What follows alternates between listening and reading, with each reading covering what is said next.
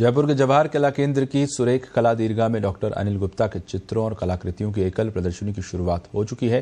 प्रदर्शनी में अनिल गुप्ता के 35 कैनवास और अन्य आर्ट वर्क्स प्रदर्शित किए गए हैं। प्रदर्शनी 31 जनवरी तक सुबह 11 से शाम 7 बजे दर्शकों के आगमन के लिए खुली रहेगी। केवल जयपुर बल्कि राजस्थान के जाने माने mural artist doctor Anil Gupta की कला की प्रदर्शनी जवाहर कला केंद्र में चल रही है।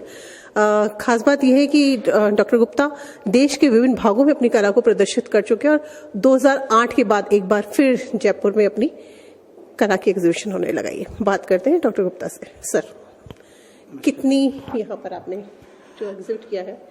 मैंने लगभग 26 पेंटिंगें एग्जिबिट की हैं और पेंटिंग मैं इसलिए बोल रहा हूँ, कुछ तो रिलीफ काम है मेरा, लेकिन सब फ्रेम वर्क है। इससे पहले मैं हमेशा म्यूरल करता था ज्यादातर। 2008 में मैंने पेंटिंग की थी, तब इजिप्ट को लेके, इजिप्ट की माइथोलॉजी को लेके मैंने फैंटेसी की थी। वो मेरा शो भी बहुत सक्सेस रहा था, काफी साल तक मैंने उस शो को किया और कंटिन्यू रखा। फिर अभी मुझे लगा कि कुछ मुझे एब्स्ट्रैक्शन में जाना है, और एब्स्ट्रैक्शन के साथ साथ क्या हुआ कि कोविड का जब समय चल रहा था तब मैंने इस कार्य को शुरू किया। तब मुझे लगा कि लोगों में बहुत निराशा है और ऐसा लग रहा था कि जैसे पूरा वर्ल्ड वाइड देखा जाए तो लग रहा था कि जीवन जैसे खत्म हो रहा है, क्या हो रहा है, मतलब हर तरफ पूरे विश्व में निराशा थी। उस समय मैंने रंगों को लेके काफी काम किया और रंगों को लेके मैंने बताना चाहिए कि नहीं, जीवन कभी भी खत्म नहीं होता है, कि हमेशा हमें मतलब प्रफुल्लित रहना चाहिए, क्योंकि जहां निराशा है वहां आशा भी है, जहां निराशा है वहीं आशा है। तो उस आशावादी ही हमेशा रहना चाहिए। आशावादी रहेंगे आप तो काम ज्यादा सुंदर से होगा और आप हमेशा तरक्की भी करेंगे, उन्नति के पथ पे।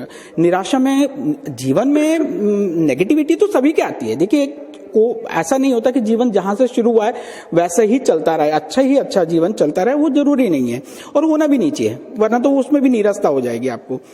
तो मेरी पेंटिंग्स में कुछ में जैसे जब ब्लैक स्पेस है, वो ब्लैक स्पेस इसीलिए है कि मैं मानता हूं कि वो जब मेरे जीवन में कुछ क्षण ऐसे आए कि वो मेरे लिए समय अच्छा समय नहीं था, लेकिन उस अच्छे समय में भी मुझे लगा कि कोई पल तो मेरे साथ ऐसा रहा होगा, और रहा है कई बार, कि वो मुझे छोटी सी खुशी दे गया, बहुत क्षणिक सी खुशी दे गया, तो मैंने उसको भी एंजॉय किया। इसीलिए वो ब्लैक स्पॉट के अंदर फिर छोटे छोटे कलर्स मैंने डाले, और जैसे ही वो समय, वो पीरियड निकल गया, उसके बाद फिर वापस से सब कुछ अच्छा होने लगा। इसीलिए वापस से फिर जीवन में रंग आ गए।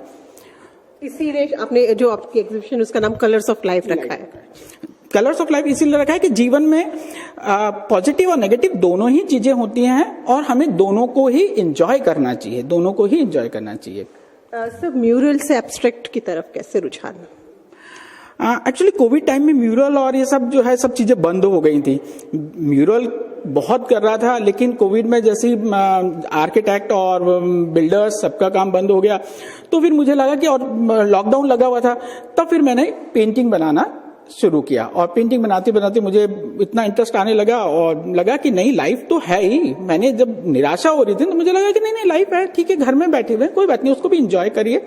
और घर से बैठ के ही हम पढ़ा भी रहे थे, ऑनलाइन क्लासेस भी ले रहे थे, आप देखिए। और उसके साथ साथ ये काम शुरू किया और लगा कि अब चलिए 2-3 साल हो गए तो एक शो कर दिया जाए।